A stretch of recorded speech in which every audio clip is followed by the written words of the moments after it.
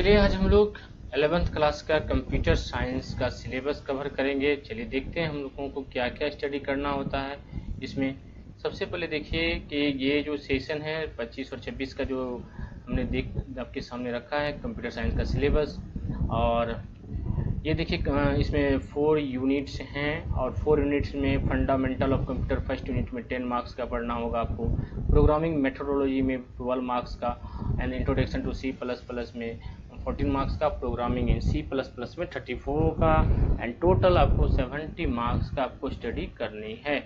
और 30 मार्क्स का प्रैक्टिकल यानी प्रोजेक्ट आपके स्कूल में होंगे। ये स्कूल के लिए स्कूल में आपको दिया जाएगा, स्कूल या कॉलेज।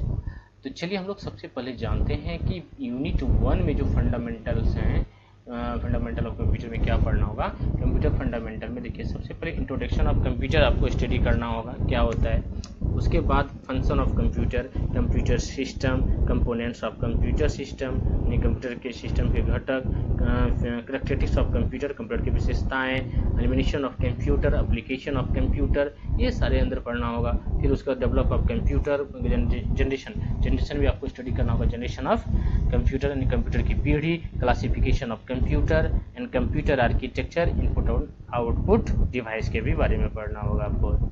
उसके बाद मैं अगर देखूं तो सॉफ्टवेयर का कॉन्सेप्ट में सॉफ्टवेयर कितने टाइप्स के होते हैं, सॉफ्टवेयर क्या है, हार्डवेयर सॉफ्टवेयर कैसे काम करते हैं, ये सब के बारे में आपको जानना होगा। कौन कौन से सॉफ्टवेयर हैं इसके बारे में आपको जानना होगा, ठीक है। सिस्टम सॉफ्टवेयर क्या होता है, एप्लीकेशन सॉफ्टवेयर क्या होता है, इसके बारे में आपको स्टडी करना होगा। ऑपरेटिंग सिस्टम में पढ़ना होगा आपको कि ऑपरेटिंग सिस्टम कितने टाइप्स के होते हैं, क्या क्या होते हैं ऑपरेटिंग सिस्टम, बूटिंग क्या होता है इनके अंदर, ये ऑपरेटिंग सिस्टम की आवश्यकता क्यों पड़ा, ये सब के बारे में आपको जानकारी लेना है। विंडो 7, विंडो 8, लिनक्स, ये सब के बारे में आपको स्टडी करना होगा। और फाइल मैनेजमेंट के बारे में स्टडी करना होगा, मेमोरी मैनेजमेंट के बारे में स्टडी करना होगा इसके अंदर।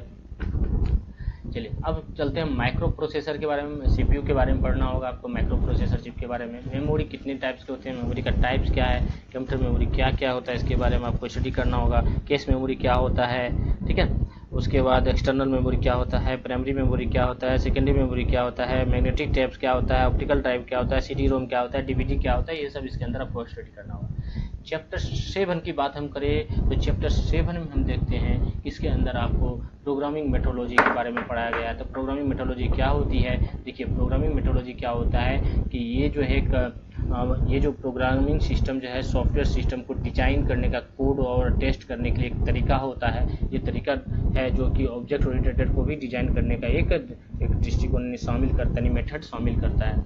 अब कहता है ये सब के अंदर, इसी के अंदर ये सब सारी चीज़ पढ़ेंगे।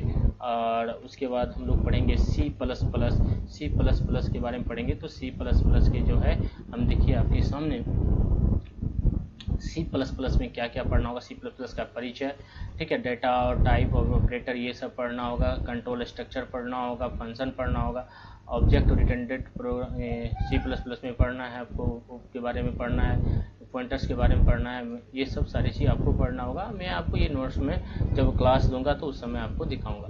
तो चलिए अब overview C plus plus, input and output पढ़ना है, operation in C plus plus यानी ऑपरेटर वगैरह, डाटा टाइप्स के बारे में पढ़ना है।